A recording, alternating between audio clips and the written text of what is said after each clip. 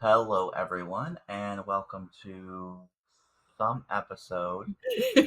Uh, Welcome to by the your way, we're monthly trying, spooky episode. yeah, where we talk about miscellaneous things of the occult and occult nature and weird Yeah, folklore, folk tales, critters, all sorts of fun things. yeah. Not the movie Critters, although we might talk about the movie Critters at some point because that's an amazing movie. But We could review I don't it. know. Our subject for today is kind of a critter esque. It is. Um, It is. Kelsey, why don't you tell us what we're talking about today? So we're gonna kind of piggyback on our last main episode where we kind of talked about the origin of Rumpelstiltskin. Where does that legend come from? And what is the creature in Rumpelstiltskin? So the creature within Rumpelstiltskin, or what Rumpelstiltskin is an imp. So imps originate in German folklore and mythology. We're going to define what an imp is. So an imp is a very, very small, mischievous creature in some form. Mm-hmm. And then we'll get into kind of a debate here in a minute. Um, in some cultures, they are seen as the form of the devil, and then they can also be like a fairy kind of type creature in other cultures. It just it depends on where you're at in the world.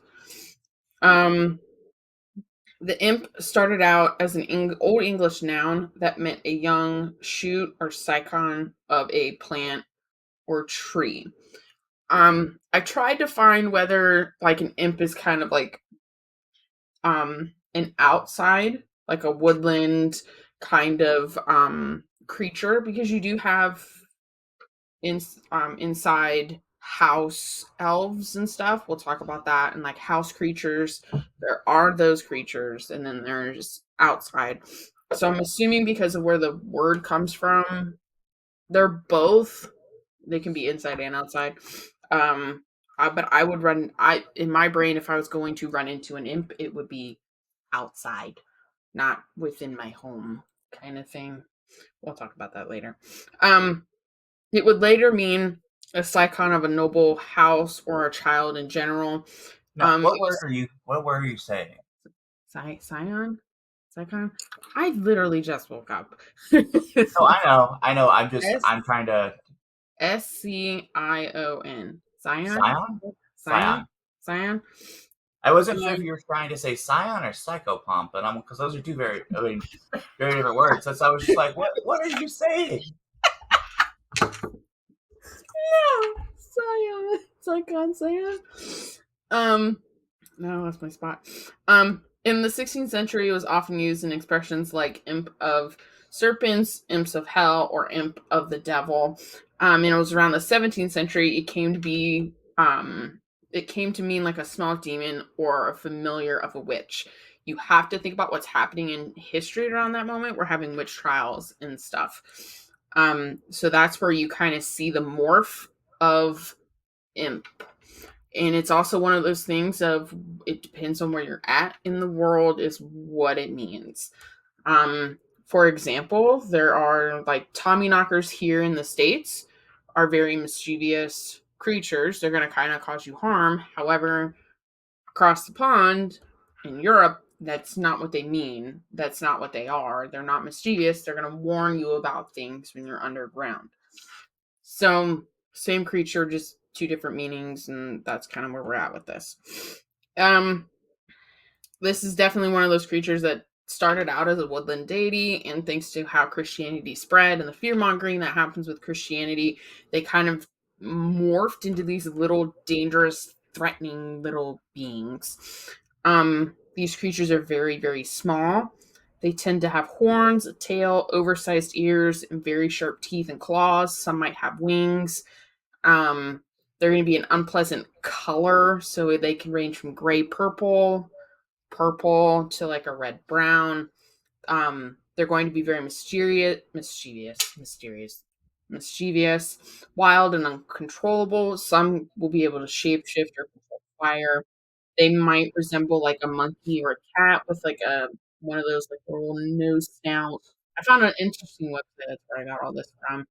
Um, mythnerd.com. He kind of gives a side by side comparison between imps and goblins. He goes into even orcs at one point in the article. It's like, sir, you are the source for this description article. Um, Imps are going to walk on all fours. They're not going to be bipedal, which they're not going to walk on two legs. They're going to walk on four legs. Some imps might be bound to an object, very similar to how genies are bound to lamps. You can have creatures that are bound to things, kind of thing. And then in some cultures, like I said, they're seen as kind of like fairies because fairies are also mischievous creatures. Um, it wasn't until later that fairies were kind of seen as good, and then imps were kind of seen as these very mischievous, evil creatures. It wasn't until like the witch hunts and stuff you kind of start to see that divide that kind of starts happening. Both of these creatures love to do pranks that are harmless. Well, what they perceive as harmless, it could be harmful to us, like baby switching and all that stuff. But well, baby switching is a whole different ballgame. We're not even going to touch on that right now. I'm not even going to think about that. It is thought that they are immortal. They can be damaged, harmed, by enchantments or wards. There's wards that you can put around your home if you feel like they're coming in and messing with you. They are portrayed as these lonely little creatures, and they're just seeking human attention, and they do this by playing pranks or jokes to attract human attention. But this often backfires because the people involved get annoyed with all of their pranks and stuff, and the pranks kind of turn harmful in a way. Like for example, we get the word impish. You're acting very impish. You were playing a lot of pranks. That's kind of where we get that word from. Eventually it was believed that imps were the familiar servants of witches and warlocks. This was during the time of witch hunts, so to get to the witch, they sought out the familiar. Not every witch has a familiar kind of thing. But they were going after your classic black cat, lizards, toads, or whatever weird pet somebody had. Not everyone has conventional pets or what you define as a pet. So we're going to talk about a famous imp. This was really the only, like, when I was doing the research, this was the only story that came up, kind of thing. So we'll talk about it. Okay. So it's the legend of the Lincoln Imp. This is a legend in Lincolnshire dating back to the 14th century that recounts the devil. Basically, the devil got annoyed with the completion of the cathedral and paid a visit. We'll kind of go into a little bit more of the actual thing here in a second. Because it's different. The legend is different depending on where you go within Lincolnshire. It's relatively the same. The details kind of change. It's like playing telephone. So the cathedral in question was built in the 13th century. The legends and folklore surrounding the cathedral didn't really start up until 1897 when it was featured in a pamphlet by Arnold Frost, which contained his poem, The Ballad of the Wind, the Devil, and the Lincoln Minister. Frost claims that this was based on an old Lincolnshire legend that he was told about 5 to 6 years prior by a Lincolnshire man. There's many problems with his poem, and it's mainly chronologically. The imp kind of story kind of started 2 centuries after the bishop founded the cathedral. His poem is what links the devil to the cathedral itself, not necessarily the legend and the story about the imp. The imp is just kind of the bystander. It's more about the devil visited this cathedral kind of thing. Huh. Like they kind of like they've got gift shops and stuff there. the cathedral gives tours, kind of thing about it. There's a guided tour to show you where the imp is in the cathedral. It's funny to me. So the story goes that one day the devil was in a frolicsome mood and sent two naughty creatures to cause mischief on Earth. They allegedly stopped at Chesterfield. They twisted the spire of St. Anne's and All Saints Church. The two imps then went to Lincoln to wreak havoc on the city's cathedral. Upon arriving, the naughty imps went inside the cathedral and started causing mayhem, knocking over the dean. They smashed stained glass windows and they destroyed the lights. In a bid to stop their antics, an angel was sent down to warn the imps off causing any more chaos. One of the imps hid under a table while the others started throwing stones and rocks at the angel in a vile act of defiance, saying, "Stop me if you can." In a moment of anger, the angel turned the imp into stone. He has remained in the same spot ever since, sitting cross-legged at the top of a pillar overlooking the angel choir. A constant reminder of how good always triumphs over evil. And you can see it.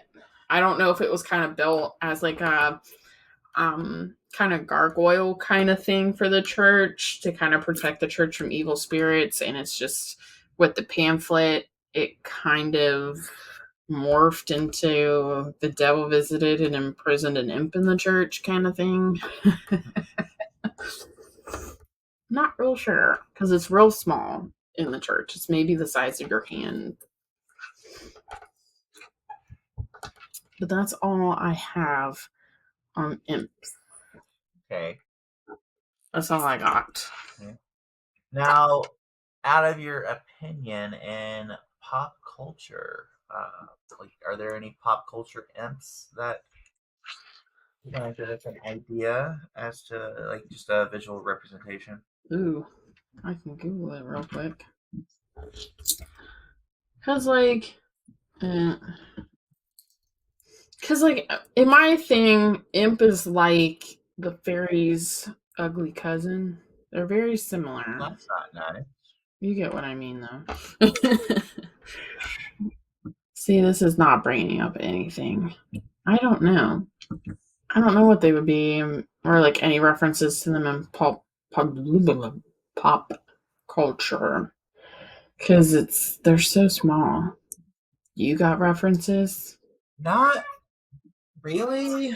As far as an imp, that's why I was curious if you knew of any or had any.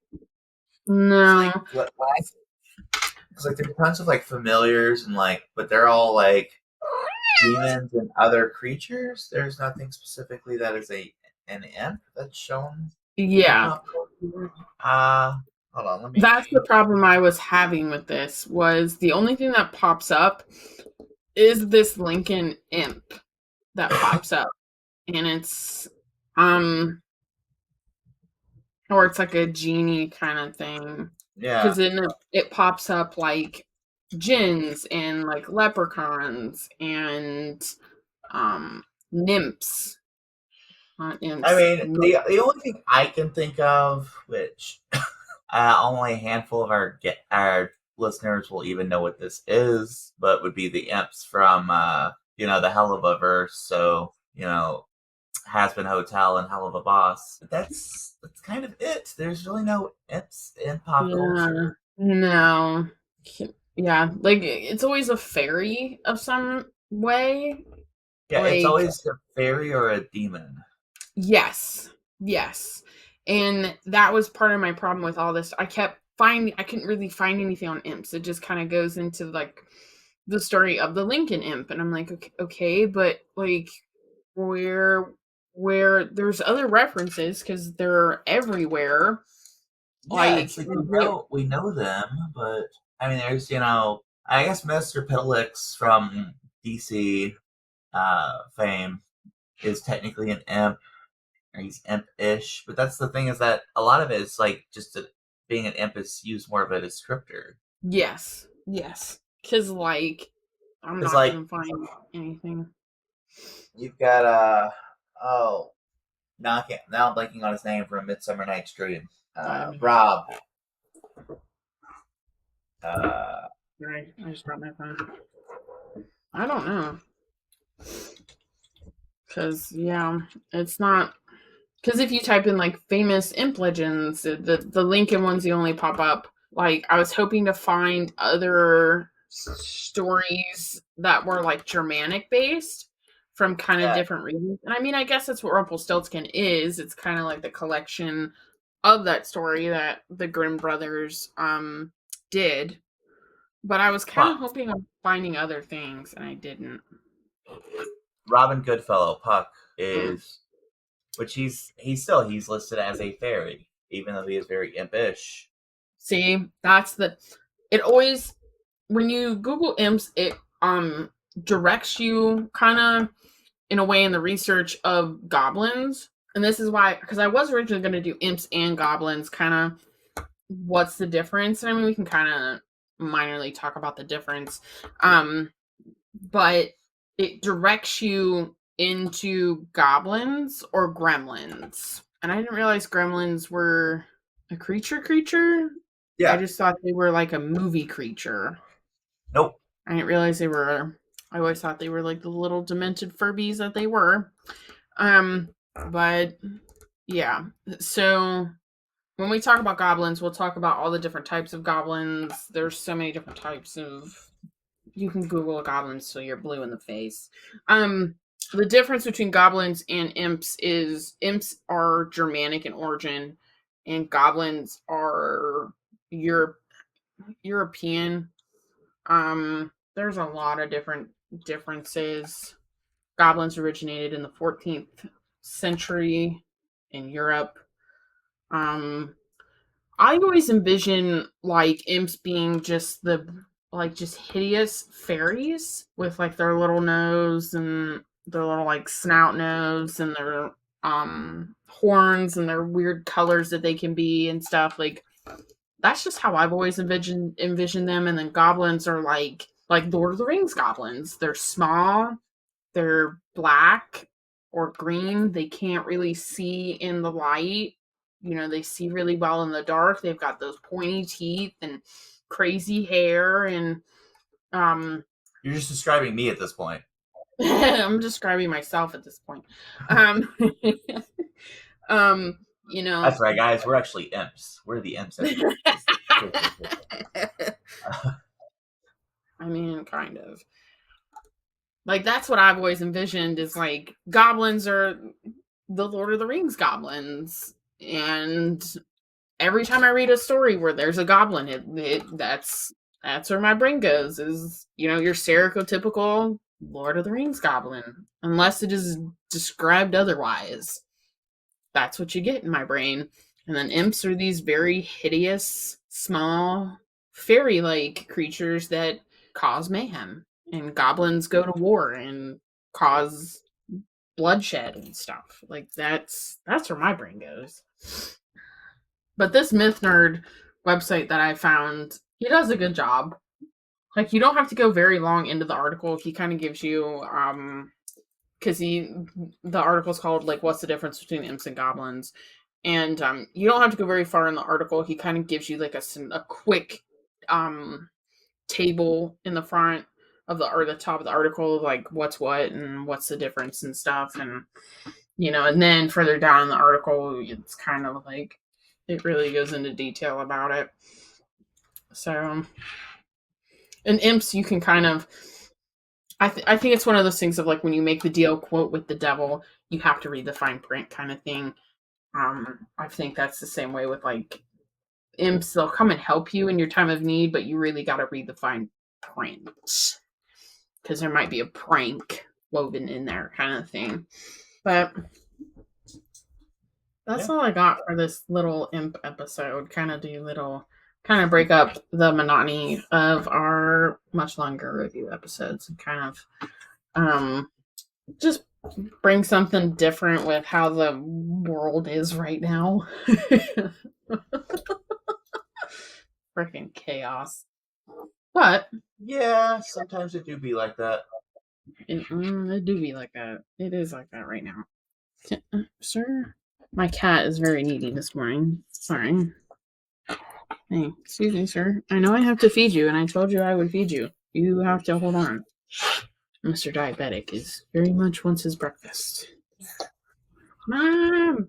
Surprised we haven't started yelling. Mom! I want breakfast. But anyway, join us next month for the next normal episode. We're going to be talking about all the different types of goblins. So we'll get into like red caps and all that stuff for goblins. We're kind of going down a weird little creature hole. And I'll probably bring up D&D goblins at some point, and Yeah. the cat that I Yeah. had is definitely a goblin and not an actual cat. Yeah. Until then, try and keep yourself hydrated, get some rest. Yeah. Don't push yourself Yeah. too hard. I know sometimes it feels like you have to survive in this day and age, but Yeah. your physical and mental health are two of the most important things you could focus on. So make sure you're focusing on that. Yes. Yes. Hope everyone enjoyed the Olympics. And is enjoying the Olympics. I'm not watching the Olympics, but yeah. Enjoy the Olympics, everyone. Please rate, review, subscribe. Please tell a friend. You can join us on Facebook or Instagram. You can email us at thewaywardragons@gmail.com. We'll take book recommendations, topic recommendations, or if you see a news article that you feel the need that one of us needs to read, that's okay too. Kind of thing. So until next time. I'm Johnny. And I'm Kelsey. Bye. Bye. I don't know why I'm waving.